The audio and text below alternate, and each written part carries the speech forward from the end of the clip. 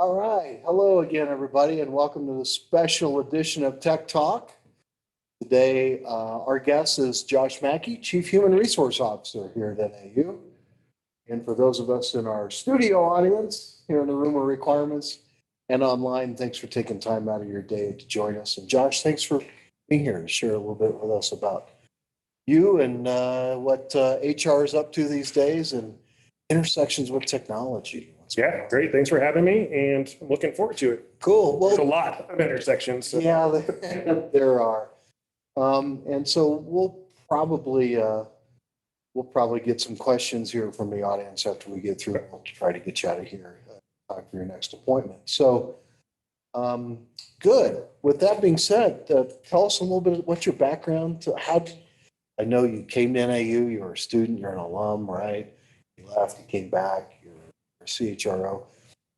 Tell us a little bit about your history and, how you came to be a lumberjack and, what's a CHRO do? So I'll just let you run with those. Okay, yeah, I can jump in and cut me off if I get too long-winded. But again, yeah, Steve said I went to NAU as an undergrad, grew up in Phoenix, came up to Flagstaff, did my 4 years. During that time, one of those folks that ended up where they studied. So I had my degrees, a bachelor's in management with an emphasis on HR.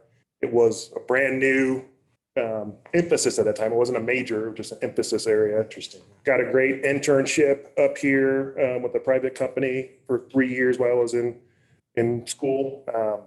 Then I went straight after graduation. My first job was in HR, in higher ed, HR analyst at the Maricopa Community College System down in the Valley, one of the largest community college systems in the country. At one point, we had 250,000 students just in that system. So I was there for 18 years, progressively responsible roles. When I left, I was an associate vice chancellor.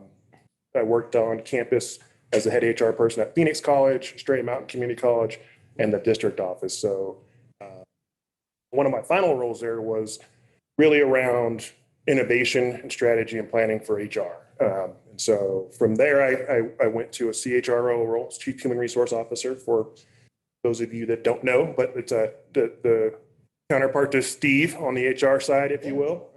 I went and did that in Denver, Metropolitan State University in Denver. Great school. And so right downtown Denver, really, really high energy place. Yeah. I mentioned to Steve before, he knows they had a brewery program. He's from Colorado, microbreweries and that. They had a brewery on campus that was a hub for sure. And then I got the opportunity to come back here. So again, loved my job in Denver, but the chance to come back to my alma mater was extremely appealing. In the meantime, I didn't mention, but I got my undergrad, but then I also, when I was working for the community colleges, stayed connected to NAU through statewide. That's where I got my master's degree, and then ultimately came back for my doctorate. I've got 3 degrees from NAU. So again, obviously huge fan. Yeah, 3 times true. Yeah, exactly. So taught a little bit too in grad programs and those kind of things, and higher ed leadership. That's the emphasis of my work. So again, as the head of HR, it's all things you would typically think of in HR. We've got a little bit different structure here that gives me a little bit of a broader umbrella. One of those is EAW, Employee Assistance and Wellness. So we've got full-time therapists that do counseling work with our employees specifically. They do wellness work there as well. So over equity and access in the EAO office as well. That's been a change since I've been here. I've kind of absorbed them in. We also do payroll, which is a huge intersection, obviously, with IT. So different institutions, payrolls either in or out of HR. I've been places where it was in when I started out, when I left, or vice versa. So it moves around a little bit depending on models and structure. So we do all that work, and really the way I like to sum it up to folks is our primary focus is making sure we're able to attract, retain, and develop the talent we need across the university to do all the work that we need to do. So, on a real high level umbrella, that's what we're about. And you got to do a short stint, relatively speaking, as chief of staff, right? Yeah. which Yeah, gives you short a lot of- stint to you, long stint to me. When I was first approached about chief of staff, so Joanne Keene was the chief of staff, was here, and she was critical of me being hired. When she was leaving, I was asked to step in, and that was originally going to be from March through graduation, while we figured out the overall structure and org. That was March of 2020. And so about a week into my interim chief of staff role is when we shifted for COVID and went to NAU Flex and remote work and learning. So I ended up in that role almost 2 years ultimately, because we were having a lot of COVID stuff, and it was, not thinking about bringing a chief of staff in there. And then the President Chang announcement and transition, that changed, not another good time to bring a new chief of staff in. So things kept stacking on. And yeah, I did have a short stint in some eyes in that world, a little more than the 5 weeks or so or 10 weeks, I think it was going to be originally. It was to our benefit that you were in that role. Thank you. Particularly during COVID, not just because of your awesome demeanor about how to deal with some of these issues, but HR was a big issue during COVID, right? And I know you and I had a lot of talks about the intersection of HR and tech during that time, but well, thanks for that. I appreciate it. Thanks for the question. He was fortunate to have you. So, we mentioned COVID. Things changed a lot during COVID from an HR standpoint, right? What stands out in your mind as kind of the state of the art in HR, just maybe for NAU, but certainly, what appeals to us. But what do you see out there? What's going on with HR in higher education in general? And how do you maybe see some of that evolving here at NAU? Sure. Again, I'll point to COVID really quick as really an accelerator, I think, in kind of the workplace issues, right? I think we were, just like we've talked about the enrollment cliff for student enrollment, we've been talking about this crisis in the workforce, just from a pure number standpoint, right? In terms of baby boomers retiring and just population numbers. So we've known that we're heading towards this point in time where we've got more jobs than people, just pure numbers. When you start to talk about higher ed and the level of our jobs that require specialized skills and training, that gap gets even bigger. So we've been heading towards this really competitive employee market. Again, COVID accelerated that as people chose to leave the workforce. And then also it really shifted that employee-employer relationship. We went from kind of more employer-centric to employee-centric in a lot of ways in terms of expectations from workers. We see a lot right now with flexible work, and we've been very fortunate, I think, in some of the work we've done there. A lot of that is due to leadership, president and cabinet being kind of embracing the realities around that. Talked to a lot of colleagues around the country in higher ed and how leadership views flexible work and the balance of on-site and flexible options is critical. I mean, there's different ends of spectrum, and those places are struggling the most are those that are really just dug in on the in-person piece. So again, those accelerants, the number one thing we talk about when I'm at any national conference or on a call or any of those things, it's all about recruitment and retention. It's just a challenge everyone's facing.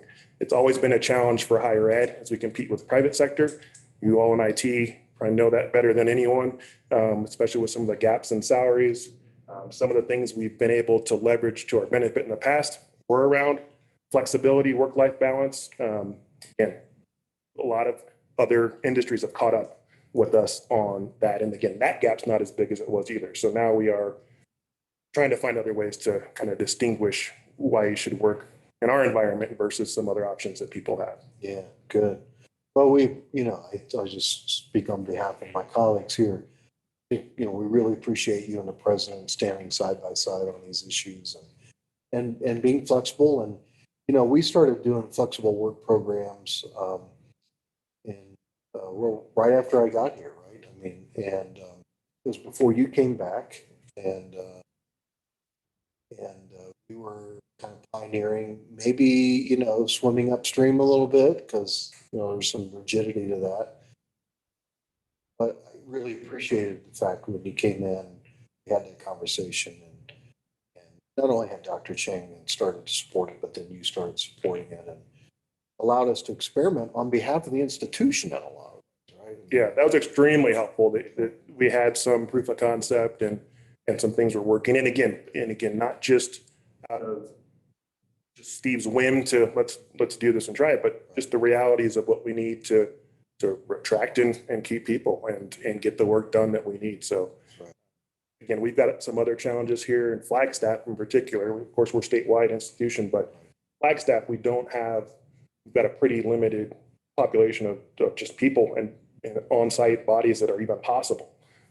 Not like, ASU or Tucson where they've got obviously major metropolitan areas with gigantic suburb areas, just the population. So we've had to been creative for a long time, but it's really ramped up. And then we've got challenges around cost of housing in particular. People talk about cost of living a lot, but it really, housing is the big hurdle for us, university. Yeah, I don't think we can build apartment buildings and homes fast enough, right? Yeah. Still several big projects that are out there. And I know it's been an important topic of conversation in executive and, with the work that you and I have been doing with the master plan as well, thinking about that. Well, really cool. And let's pivot for a second. You think about higher education HR, you think about the evolution of technology, where do you see some of the important intersections down there? Yeah. You speak about recruitment, right? There's a lot of technological tools out there for that. Retention, clearly, training programs, go for an increasingly remote population of workers, work from home. And then, other technologies that you'll pitch at me or I'll pitch at you, and they're like onboarding systems, right? Or how to use technology to create a sense of community. Social hubs. Social hubs, yeah. So, not to take all the breath away from me on those things, right? But I just topically, seed some of those ideas, and you've got others. And Yeah. where do you see some of those intersections? Sure, yeah. And we can maybe talk about it in the life cycle piece, like you said, starting with recruitment, right? That's a huge focus and an opportunity for us as a university, right? The shift there, again, in this new landscape for workforce are, ease for access. We need to do everything we can to make it as easy as possible for people to express their interest to us and do that. Again, years ago when I first started in this, it was, 100 plus people pools for every position across the board. And it was really just around putting people through hoops to narrow it down and get down to that person. We really flipped to a recruitment model, and people are, choosing to apply based on how easy that is. And I did this because I'm thinking about on a phone, right? They want to be able to submit an application on a phone, do that kind of thing, versus sit down at a computer, fill out a 10-page application, putting in all their details and data. And when I first started, NAU, this is Brandy. we had She's good. we had some lost my train of thought. I'm sorry. That's okay. No, it's all right. But the speed of onboarding, right? Yeah, it's the speed of hiring. Yeah, exactly those things. And I remember I was going to say, we used to have language on applications that would say, you must fill out this application as we present it here. C resume is not acceptable. Again, we want you to put your information into our format so we can feed it into our process and forms and those things, right? So really thinking about how do we flip that on its head and really try to make it as easy as possible for people to get to us. Time to hires, another big one that we've had a challenge with. Some of our committee processes and processing and getting multiple stages and large groups of people together to review things, those kind of things. So looking at that, and technology is a huge enabler for us. And our hurdle, again, one of the things that we've been trying to get better metrics on are, and it's a national conversation about people stopping out from applying, right? They start to apply, they run into some hurdle, technology, our process, whatever it is, and they're like, forget it, I'll go apply across the street and do that job. So So that's a huge piece for us that where technology can help a lot. You mentioned connecting people once they're here, creating that social community. Again, especially as we're more dispersed with hybrid and remote work, how do we create opportunities for people to get to know each other and again, build a sense of community? Obviously, technology is a huge component of that. Another piece, just generally as the employee experience goes, we run into things of every kind of administrative or other process that people do needs to be smooth and fast and easy, right? If we're making people do too many forms or too many clicks to get something done, they're like, it's just seems archaic to people in a lot of ways. And if we're making it hard for them to do parts of their job, they're looking for employers that have that smoother path and prioritize their time and their skills to do that. Yeah, it's interesting you say these things because it reminds me of the conversation we had with Annika, right? And whether we're talking about students, right? Same thing. It's so parallel. Very parallel. And so, being agile, being minimalistic to some degree, but still, listening to necessary processes to, identify and recruit. I mean, it's recruiting now. It's not just whittling down the pool, as you used to say, right? To getting the high quality people we need in our institution. In some ways, very similar parallels to enrollment management, right? Yeah, it is. And I talk about that a lot in my career. I've tried to do that because when we're talking across the university, people understand that, right? They understand the funnel of students and what that looks like and how important it is that they have this experience from time they'd apply to time they graduate. Again, try to parallel that with employees too. Again, we've got those exact same challenges. People are looking for those same things. And recruitment is actually, I'm glad you said that because again, it's a fundamental paradigm shift from, we call it a lot of times, we talk about the post and pray method, right? We post it, so you pray that we get the right person and that they make it through our gauntlet of whatever we've got going on, right? That's kind of the old thinking. And like I said, it worked fine. We had the numbers and we had the people that wanted to be in higher ed and do that, but we're in a very different place now and people are expecting a whole lot of.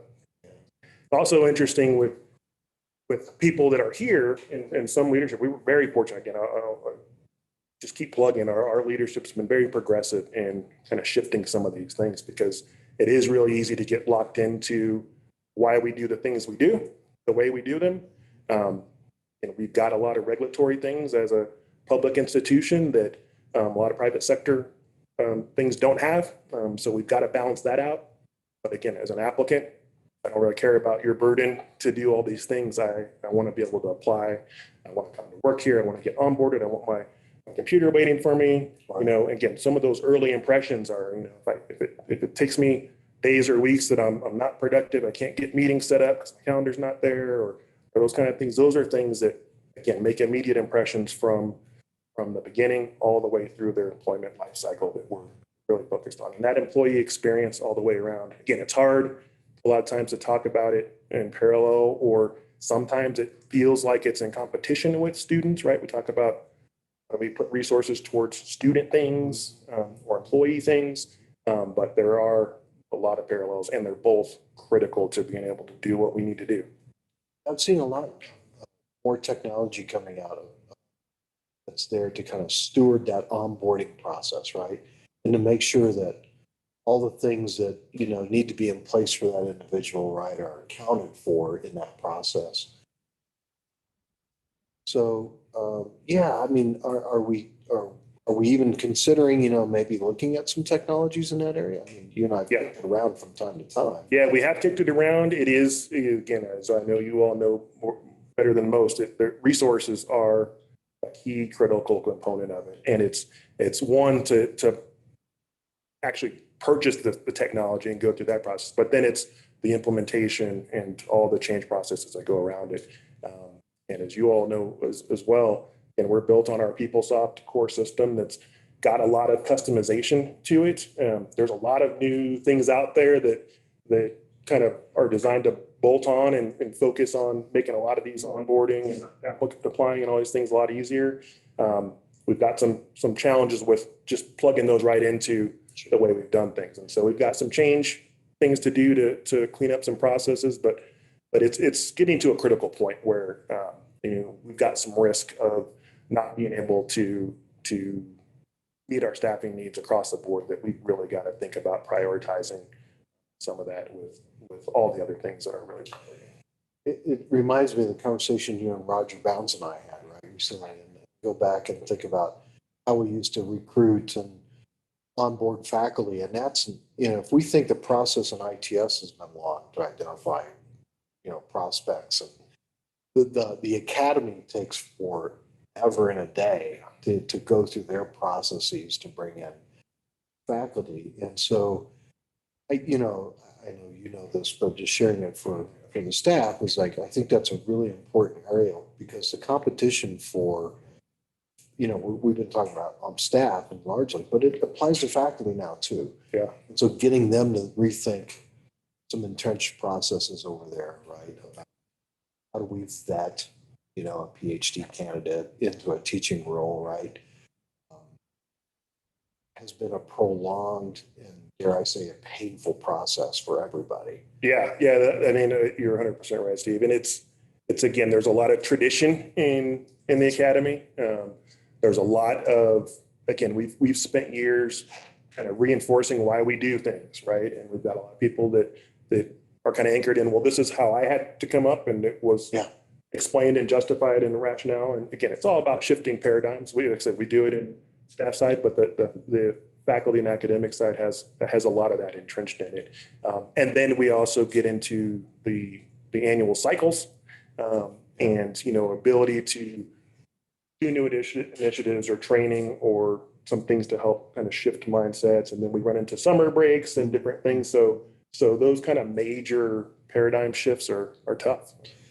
But I think, we see both of those, what used to be fairly independent processes, kind of coming together. So standards and technologies, perhaps even to expedite it.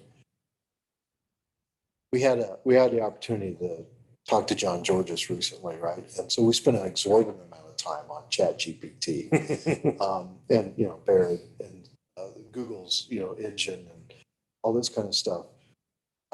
Just curious. I mean, have you thought about where maybe all this AI technology capability could help us out in HR land? I mean, be truthful, I haven't thought much about it. Maybe you have. I have a little bit.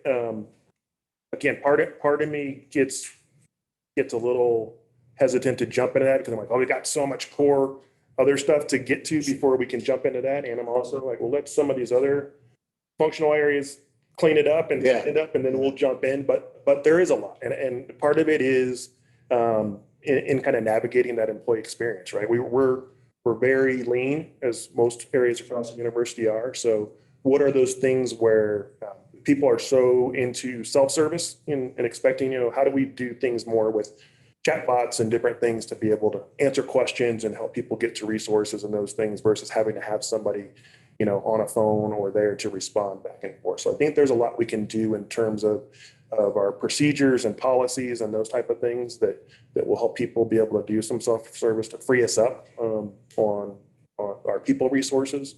So that's a big one. Again, I think there's probably potentially, maybe not in the AI, but the just other automation, right? And we've leaned heavy into Udemy for training, for example. We've also got a partnership with Academic Impressions for some online training and resources. So leveraging those where technology can help us, doing some more kind of recording and on-demand training, so we can record it once and then not have to have a live person presenting, multiple sessions and those things. It's a balance of some of those interactive kind of skills and things that we really need to talk about in nuance, but just being able to meet, especially with our statewide presence, being able to get more access virtually to lots of things. Again, another silver lining, if you will, of the pandemic is accelerating our leaning into some of those things and opening up our thinking about, ways to connect, ways to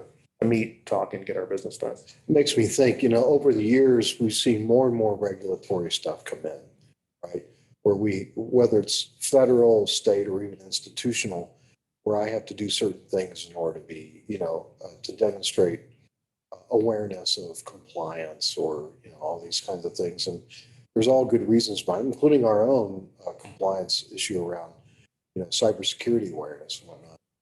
But that seems like it just continues to bloat. And I'm wondering, is there a technological solution in there that's like a one and done every year, right? Right. So that we can instead of doing 8 things, I can do one thing and meet all of the kinds of things that I'm responsible to do, right, in my role to be compliant with.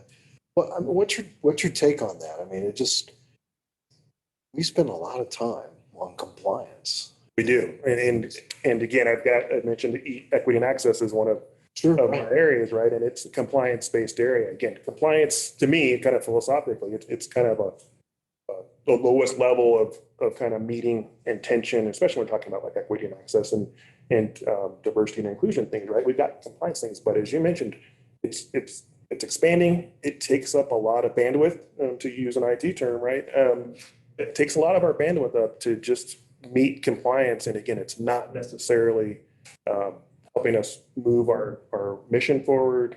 It's not really kind of aligning and growing our values, and we demonstrate those things. So as efficient as we can do that, and technology is usually a tool to help with that, the better off we are. So we can meet those things. Again, they're all usually anchored in some pretty good, well-intentioned things, but to make that as small a piece of the pie as possible, it will all benefit.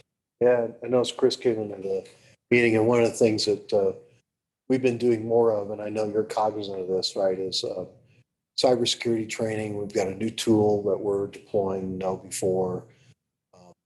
But one of the things we're going to have to change is we're going to have to do some annual testing and reaffirmation, if you will, of that competency, and also just getting some of our more distant groups. I think of our part-time faculty, right, who are they're always at arm's length, particularly our online ones, and extending our ability to make sure that even though your role may be as a part-time adjunct faculty teaching 3 credit hours, right, it's still really important for them to be compliant. Right. And anyway, I just see, there's probably a really good partnership in here somewhere between you and me and a couple of other VPs and executives where we can really rethink that and condense it down into something using some of the tools that we already have in hand. But yeah, I agree. Also, you got me thinking a little bit. Another just conceptual, and talking about paradigm shifts and different things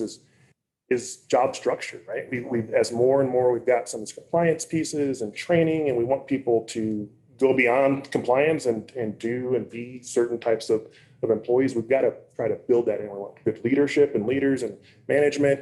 And when we're building jobs, again, we're not always building that in, right? We're building in the technical things they need to do and that they'll be responsible for. But we've, again, as that mandatory training again. So that's not viewed so much as an add-on and a burden. And again, we kind of lose the value of it. It just kind of becomes this burdensome piece. that's right. We've got to be thoughtful as an institution about how we position it, and again, whatever we can do to streamline it, one, and then beyond that, also kind of recognizing, what we are asking from our employees all the way around, and building space for them to do that. We want them to take these things. We've got to build that time and have that tug of war with just new employee orientation and welcome, right? And how much time are we willing to give employees to that? We've gone from a day to a half a day. I feel like we need multiple days, but to have that conversation as an institution, we've got a focus on getting people into their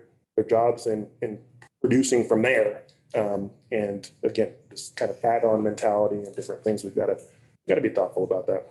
Yeah, and you're making me think about something that we discussed many years ago when we started going towards these, alternative work agreements, and that was how many hours a week do we really expect people to be productive, right? Because there's this overhead, whether, you're in Louis putting in time or you're doing some compliance work or some self-development and training.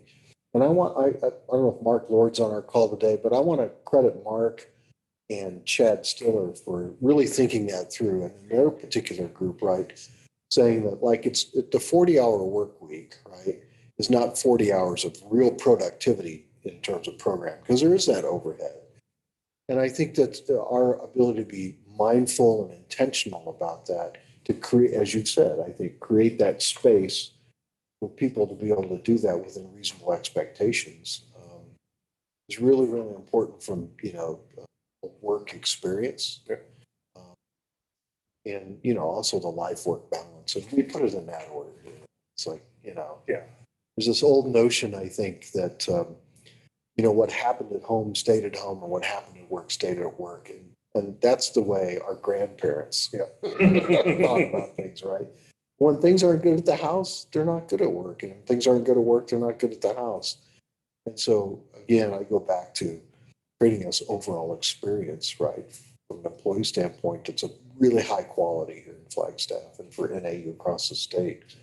And I just want to applaud you for supporting that concept and putting it out there, because there's not a lot of people, and we've worked with some who would say, 40 hours is 40 hours, right? Right. Maybe it's 50, and I think I've seen a good reaction from our staff as we've kind of put it and leaned in during COVID. Anything else come to mind, in terms of technology intersections or things that you'd like to tackle going forward or areas of interest?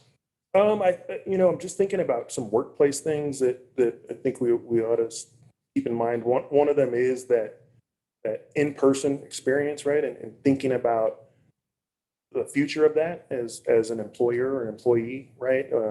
There's so many considerations around it. One that keeps coming to mind is space, right? And how we're organized and how we use space and how we use our time together, right? Some of the progressive thinking on it is we need that time to be very valuable and different when people are on site. We don't want them just to go sit in a cubicle or an office and do what they could be sitting at their home cubicle or office and doing, right?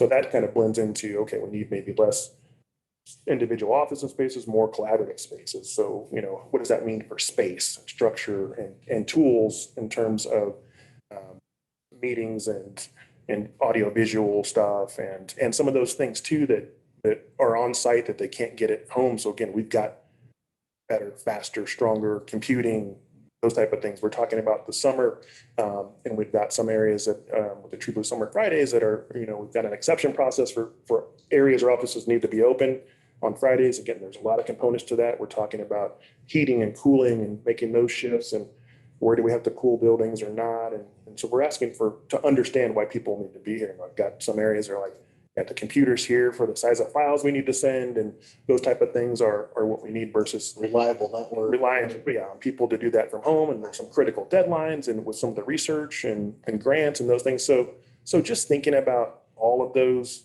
things that are going to influence how we're physically structured, how we're organized for work and interaction is a whole different thing. And then again, as a HR leader, I think about the different skill sets our managers and leaders need to be able to lead people in these environments, to think about meetings differently.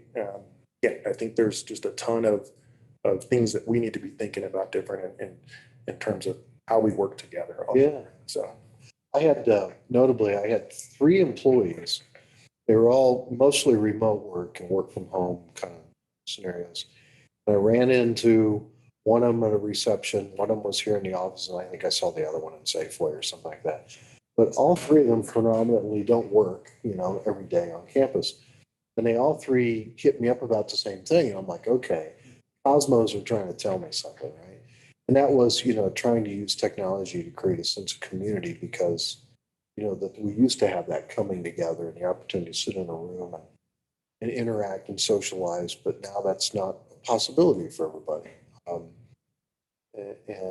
And what can we do to create an environment where it was easy to do and conducive to do, right? And so I think we're going to have to continue to think about that and what we can do that's meaningful to people, valued, to bridge that virtual and on. And so that both experiences are of high quality, right? And Yeah. extending our community and sense of shared vision and values and all that stuff through the social interactions that we may be having face to face or not. Yeah, that connection is really critical. I mean, just thinking about in that example, right, of just getting to know somebody. The conversations, again, we've heard these analogies used, right? Just the connecting with somebody at the water cooler, Yeah. and just learning about their kids or their pets or their hobbies and those kind of things. And again, there's some potential real impacts of losing that. So again, where we can build ways to do that, and again, especially in a hybrid environment, we're going to need to be real intentional about that. Again, those things happen more organically when you're physically walking down halls and doing that. But if we're just clicking from meeting to meeting and we don't have that bridge time or probably more deliberate relationship development time, we're going to lose that. And that's different, right? If I know you, Steve, and we've got some connection, and you run into something and you need me to spend an extra 2 hours on something that you just can't get to, we've got a connection. I'm more willing to do that versus saying, hey, no, this is my work schedule, my hours. I got my stuff done. You got to get your stuff done and manage that on your own. There's just a lot of different impacts that are squishy, for lack of a better term, that we've got to figure out how to be intentional about as an employer. So I appreciate I it. look forward to your expertise and, again, putting those resources out there and looking for it. And we've had some good conversations about, lots of different ways and things that are out there to do. But again, as we mentioned, just figuring out how and when it fits into everything else we're running around. That's right. Every day. Plenty of opportunity. Opportunity is a key word. We've got plenty of that. Well, let's give my colleagues here an opportunity to ask some questions now. Well, we've got maybe 8 or 10 minutes here where we can get you on to your next thing. Yeah, no. And so again, colleagues online, you can drop it in chat or you can raise your hand and we'll call on you there.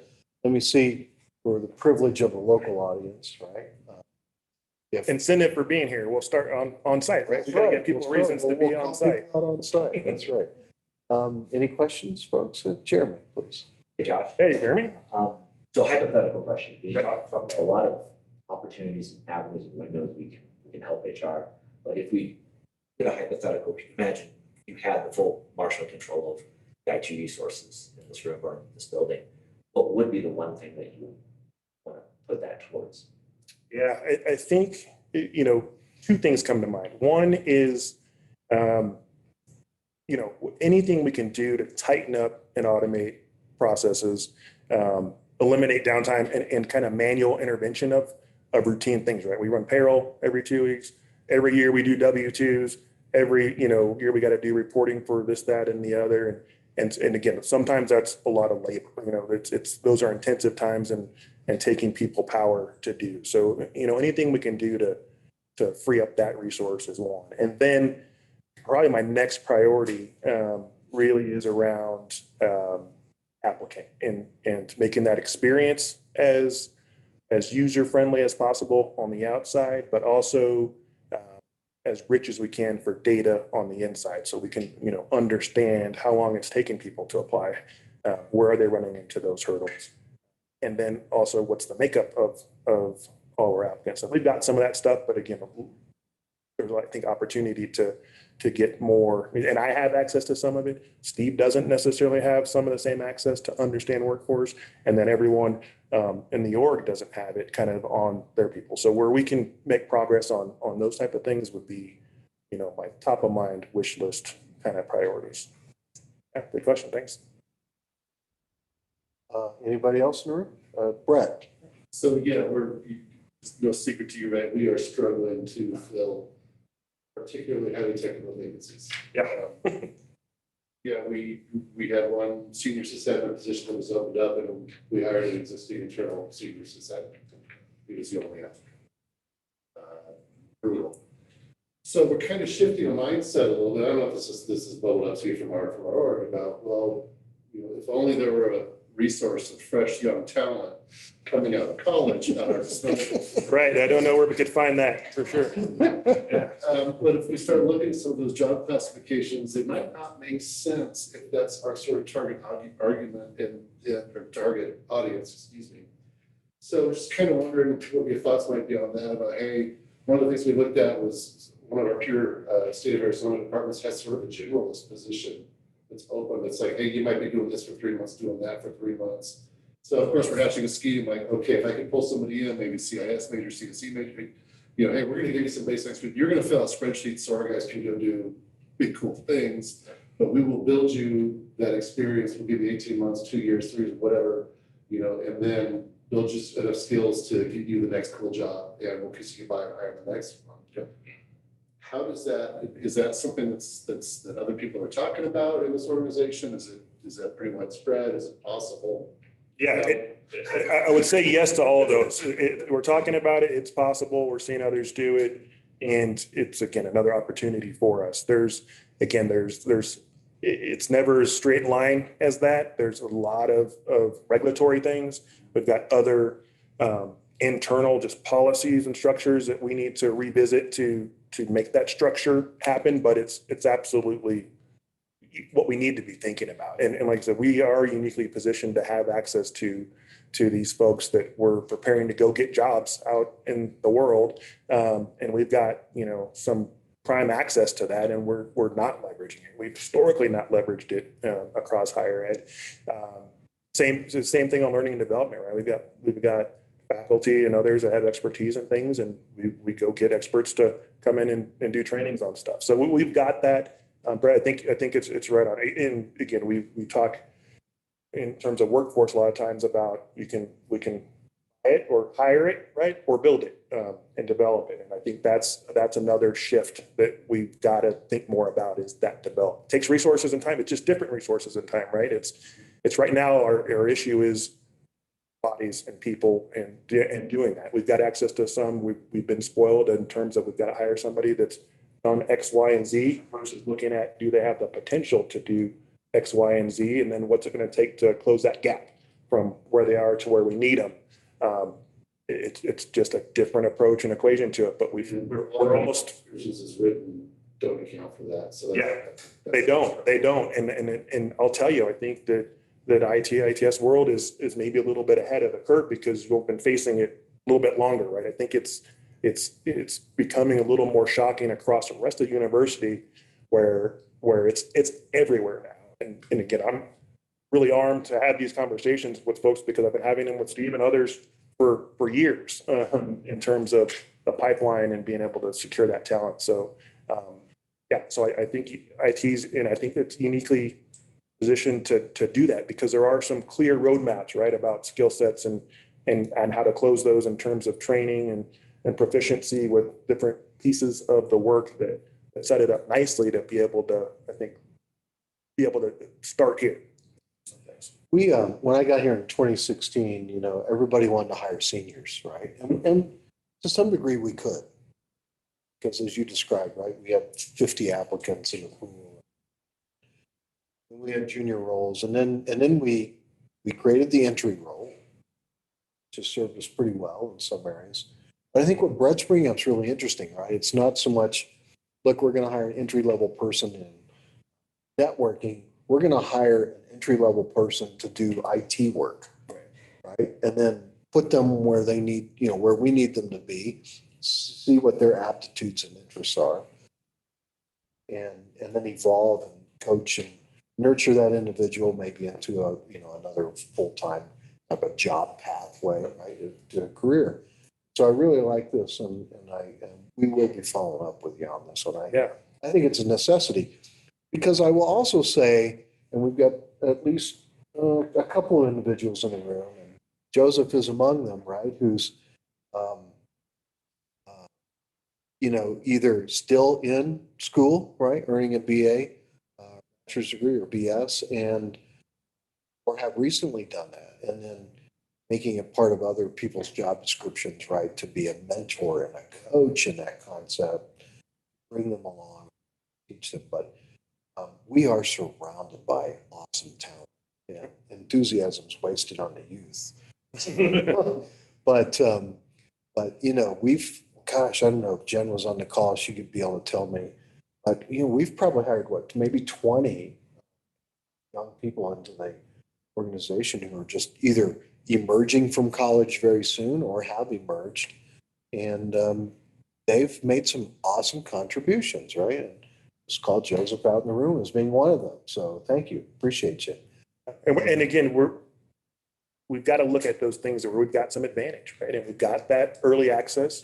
We've got that one of our key benefits that's still very valuable is our tuition waivers, right? In terms of That's right. If we've got undergrads that want to go to grad school and they can be an employee and get that benefit, that's a huge piece of it. It is. And also Steve's been really kind of proactive on this, right? Recognizing we're asking people to mentor, that's additional work and skill, and there's, being thoughtful about who's doing that, and also, what part of their pie that becomes, right? In terms of an add-on or something we're recognizing as a piece of their regular job, and trade-offs for that. Well, we've been experimenting with that a little bit, and I think so far so good. And we'll see how it goes and maybe expand on that as we go forward. But appreciate it. Thank you, Brett, for bringing that point up, and thank you, Josh. Yeah, love to get someone online, maybe. Yeah, let's see if anybody out there in Zoom land has a question for our Chief Human Resource Officer.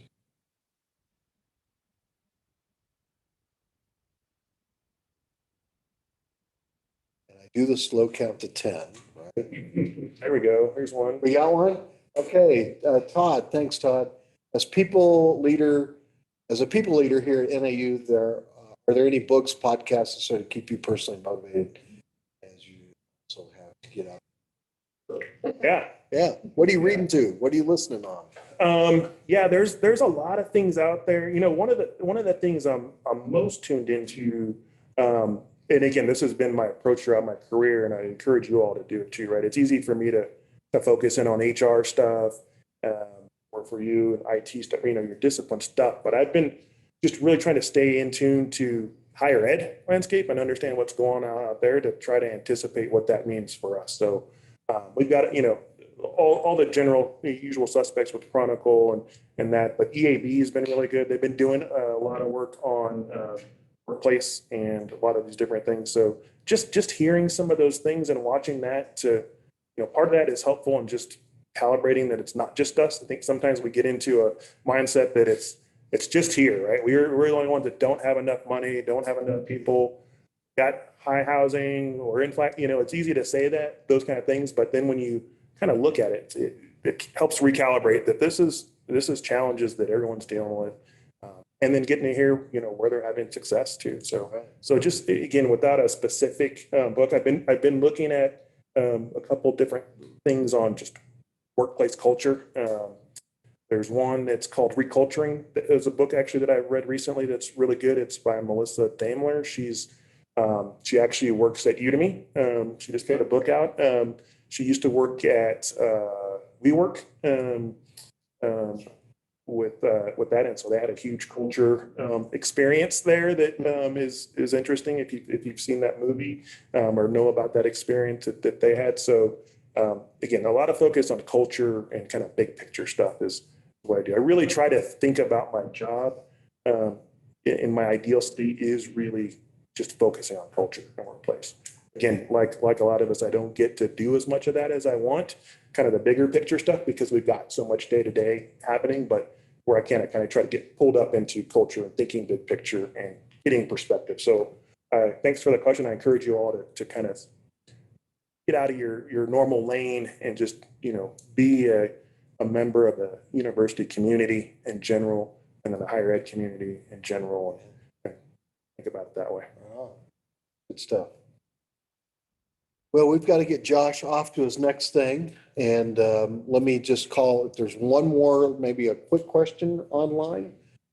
We'll pause just a second or two here to have somebody pop it in. And if not, so I'm doing a slow count to 10 again. One more. Just one more. Just make it easy for me though. All right, I'll pitch one. All right, yeah. So we've been, Annika and I and others have been talking about some of the cultural aspect, right, of the university and how it needs to evolve, since you brought it up. And one of those things is like a culture of concierge service or a culture of hospitalitarianism. I think it's her word. I think she's going to coin that. Oh, yeah, that's a good one. The hospitality is a level above service, right? And we think about it in a particular industry, but it applies everywhere. And I've been an advocate for, and just a shout out to our services teams, right, who have very high satisfaction ratings in terms of their service to our university community, but is there room at NAU to create a service program that's unified across the institution so that students, so we create a unified student experience all the way through? Yeah, I think there is, and you and I have talked about a little bit in Annika as well. Again, that's the differentiator, right? It's so much about experience. And again, I'll even parallel with the employee experience, right? We want employees to have that consistent experience if they're, dealing with work expectations or climate environment in IT versus HR versus Flagstaff or Yuma, wherever it is, right? We want that content experience across the board, and then it's magnified and amplified for students. So I think so. There's definitely a need there. And I think, again, as people are progressing so fast and we're just trying to plug holes and get people proficient in doing their technical tasks, whatever it is. I don't mean like technical like IT, but whatever it's advising, if it's whatever, right? We need to not lose that service component. And I think we have. And I think it's, again, not just an NAU issue. That's right. I think we've all experienced it, right? Just a service you receive out in the world and doing that. But I'll say, one of the challenges is, again, of time and space to do that and prioritizing of their things else, right? I get a lot of conversation about performance evaluations, and you talk about what gets measured to get done. And we kind of, again, should we put a customer service component on your evaluation? I've got people asking me to put sustainability components. What are our values? What are important to us? What are you doing for sustainability? What are we doing around diversity, equity, and inclusion? What are we doing around safety and all these things that are parts of people's jobs and critical to our business? But we've got to build the capacity and space for it, and we've got to give people the tools to do it. So that's right. Your point about if that's a priority and value, got to give people the tools to do it. So we've got to develop a time or training and all the space. Yeah. Good. So I think that's something that, again, I don't think you'll talk to anyone that doesn't think we should have that top-notch quality experience for all of our students or our employees. But we need to prioritize it and figure out how to resource it. We're going to go out on James's question. Yeah. What's the biggest change you've seen in HR since the pandemic? What's the one big thing? It's easily the remote and hybrid work. I mean, it's always been there in real pockets, but it's now, and I think we've done a good job of declaring it kind of a default, right? Our hybrid first work philosophy was one that we did, but it's also one that happened to us, I think, right? And we could do, and again, a lot of institutions around the country, I think we lose sight of that, are fighting it. But there's a lot of consequences to that. So that, I mean, it's accelerated that. And it's kind of right in line with people evaluating where that line is between work and life and all those things, and what's important and how much they want to do, and recognizing, life is short in the big scheme of things, and where you want to spend your time and energy for the majority of your waking hours is critical. So again, that drives me to think about, we've got to make work positive, and we do that. So that's a bunch of different things kind of mixed in there, James, but that's really it. It's really the expectations and experience and recognizing that it's it's time to just keep thinking progressively, and it's moving faster than ever. It's life and it's work. Yeah, that's what. Yeah. And that's great. Josh, thanks so much. Yeah, thanks for the invitation. This is great. I really am excited that you all do this. And again, I think there's opportunity for me to do the same on the HR side. So might be reaching out to Steve or others to do that. So we've got all sorts We got this set up. I can just come do it here. And then also I think across the university, right? Just to get a chance to get people thinking about these intersections, because I think that's another thing. More and more, we talk a lot about breaking down silos, but it's, again, we have to. We've got to think about big picture stuff and work together. So I really appreciate this. Thank you so much for doing it, Stephen, for having me. We appreciate your leadership and your time. And thanks, everybody. Appreciate your leadership and time out there for joining us, both here in the room and online. And we'll see you at the next Tech Talk. Thanks, everybody. Thank you.